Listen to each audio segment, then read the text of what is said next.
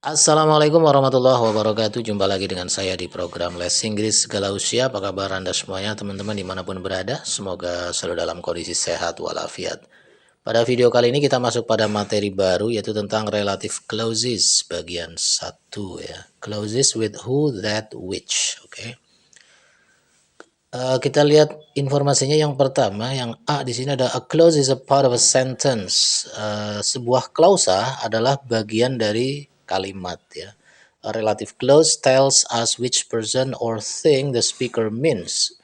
Sebuah relative clause menceritakan kepada kita orang mana atau benda yang mana yang dimaksudkan oleh si pembicara ya. Study this example. Pelajarilah contoh berikut ini. Di sini contohnya, the man who lives next door is friendly. Pria yang tinggal di sebelah itu ramah gitu ya. Nah, yang disebut dengan relative clause di sini adalah ini dia, who lives next door ya. Yang tinggal di sebelah gitu ya, di sebelah. Jejernya gitu, yang di sebelah itu ramah ya ini. Who lives next door. Itulah yang disebut dengan relative clause. Who lives next door tells us which man ya. Kalimat who lives next door itu menceritakan kepada kita pria yang mana gitu ya kan. Oke. Nah, kemudian kita lanjut di sini ada we use who in a relative clause when we are talking about people. Kita gunakan who dalam relative clause ketika kita sedang membicarakan tentang orang ya. We use who instead of he, she, they. Kita gunakan who sebagai ganti dari he, she, they. Oke, seperti apa kita lihat penjelasan lebih lanjutnya seperti ini. Oke, sekarang kita lihat pada susunan kalimat berikut ini. Di sini ada the man he lives next door is friendly. Di sini ada he, kita kasih kurung begini ya di kotak begitu. Maka kata he nanti diganti dengan who ya. The man who lives next door is friendly. Pria yang gitu kan. Kan kalau di awal kan the man he lives next door is friendly. Pria tersebut dia tinggal di sebelah rumah adalah ramah gitu kan. Maka di sini he-nya berubah menjadi who ya. The man who lives next door is friendly. Pria yang tinggal di sebelah rumah itu ramah. Oke. Bila belum terlalu paham mungkin bisa dengan cara ini nih. Ini kan sebenarnya kalimat the man who lives next door is friendly itu asalnya dari ini nih. Kalau kita pecah jadi dua seperti ini nih. The man is friendly, titik. He lives next door gitu kan. Pria tersebut ramah. Dia tinggal di sebelah rumah gitu kan. Nah, sekarang kalau kita gabungkan kalimat ini kan tadinya dua kalimat. Digabung jadi satu, maka menjadi the man who lives next door is friendly. Pria yang tinggal di sebelah rumah adalah ramah gitu ya. Atau pria yang tinggal di sebelah rumah ramah gitu. Oke, biar lebih jelas lagi mungkin dengan cara berikut ini.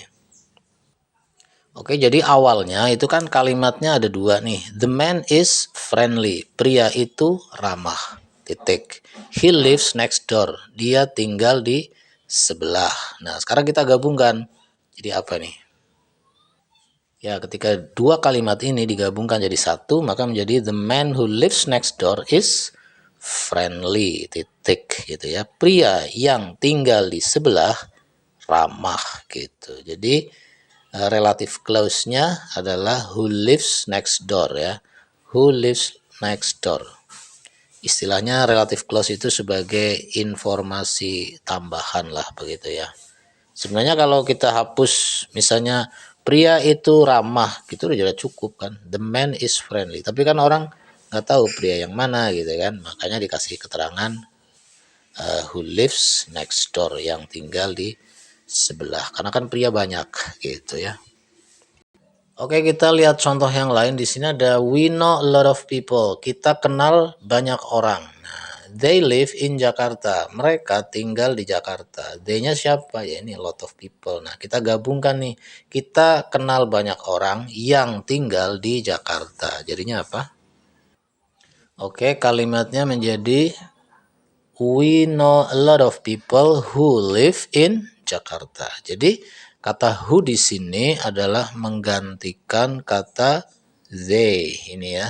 Tadinya kan they. Nah, di sini berubah menjadi who gitu ya. Bukan we know a lot of people they live in Jakarta, tapi kita ganti menjadi we know a lot of people who live in Jakarta. Kami atau kita kenal banyak orang yang tinggal di Jakarta. Paham ya? Berikutnya informasinya adalah it is also possible to use that instead of who. Juga mungkin untuk menggunakan kata that sebagai ganti kata who ya. Jadi misalnya gini, tadi kan kita punya contohnya the man who lives next door is friendly gitu ya. Pria yang tinggal di sebelah rumah itu ramah gitu ya. Nah, kata who bisa diganti juga dengan kata that. Jadi bisa juga kita katakan the man that lives next door is friendly. Terjemahnya sama ya. Pria yang tinggal di sebelah rumah ramah gitu ya. We know a lot of people who live in Jakarta. Kami kenal banyak orang yang tinggal di Jakarta atau yang hidup di Jakarta. We know bisa juga dengan that menjadi we know a lot of people that live in Jakarta. Kami kenal banyak orang yang tinggal di Jakarta. Oke ya. Jadi pakai who atau pakai that sama saja ya. Oke, kita lihat poin yang B. Di sini ada when we are talking about things, we use that, not who, in a relative clause. Ya, we use that instead of it or they. Ketika kita sedang membicarakan tentang benda, ya, kita menggunakan that, ya, bukan who dalam relative clause. Ya, kita gunakan that sebagai ganti dari it atau they. Kita lihat contohnya di sini ada where are the books? They were on the table. Ya. Di mana buku-buku itu? Tadinya di atas meja. Jadi kalau dibikin dari satu gitu ya, satu kalimat pertanyaan menjadi where are the books that were on the table? Di manakah buku-buku yang tadinya di atas meja gitu kan? Di sini pakai that bukan who. Oke. Karena apa? Karena buku adalah bukan manusia gitu kan, tapi dia adalah benda. Kemudian contoh yang lain ada I don't like stories that have unhappy endings. Saya tidak suka kisah atau cerita yang berakhir sedih atau yang mempunyai akhir yang tidak bahagia gitu ya. Kemudian Budi works for a company that makes cars. Budi bekerja di sebuah perusahaan yang membuat mobil, jadi pabrik mobil gitu maksudnya ya. That makes car nih. That adalah untuk apa?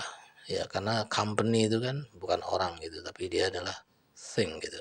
Kemudian everything that happened was my mistake. Segala hal yang terjadi adalah kesalahan saya. Kemudian untuk informasi terakhir sebelum kita ke latihan di sini bahwa you can also use which for things but not for people ya. Anda dapat gunakan juga kata which untuk benda ya, tapi bukan untuk orang ya. Jadi contoh tadi kalimatnya kan ada where are the books that were on the table gitu ya. Di manakah buku-buku yang tadinya di meja gitu kan. Kata that itu bisa diganti dengan which. Berarti kalimatnya menjadi where are the books which were on the table gitu ya. Anda bisa gunakan that, bisa juga gunakan which. Tapi catatan pentingnya juga bahwa that is more usual than which. Kata that itu adalah lebih umum ya, lebih biasa digunakan dibandingkan kata which seperti itu ya. Oke, selanjutnya kita coba ke latihan ya. Oke, teman-teman semuanya, sekarang kita coba susun dua kalimat ini menjadi satu saja ya. Di sini perintahnya make these two sentences become one sentence ya. Buatlah dua kalimat ini menjadi satu kalimat ya. Nomor satu ada a girl was injured in the accident. She is now in hospital. Seorang gadis terluka dalam kecelakaan itu. Dia sekarang di rumah sakit. Maka menjadi bagaimana? Ya, menjadi gadis yang terluka dalam kecelakaan sekarang di rumah sakit. Begitu kan? Ya, kalimatnya menjadi the girl who was injured in the accident is now in hospital. Gadis yang terluka di kecelakaan tersebut sekarang di rumah sakit. Ini udah jadi satu kalimat. Di sini kita menggunakan kata who ya. Ini dia. Sebagai pengganti she gitu. Kemudian yang kedua ada a waitress served us. She was very polite and patient. Seorang pelayan melayani kita, dia sangat sopan dan sabar ya. Berarti menjadi gimana? Ya, menjadi pelayan yang melayani kita sangatlah sopan dan sabar gitu. Oke, kalimatnya menjadi the waitress who served us was very polite and patient. Pelayan yang melayani kita sangatlah sopan dan sabar. Ya, di sini kita pakai who ya sebagai pengganti dari she. Nah, tadi di penjelasan kan kata who bisa diganti juga dengan kata that ya.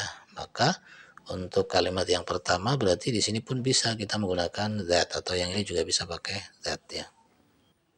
Oke, di sini bisa menjadi the girl that was injured in the accident is now in hospital. Pakai that. Ini juga bisa pakai that ya. Nah, seperti ini menjadi the waitress that served us was very polite and patient gitu ya.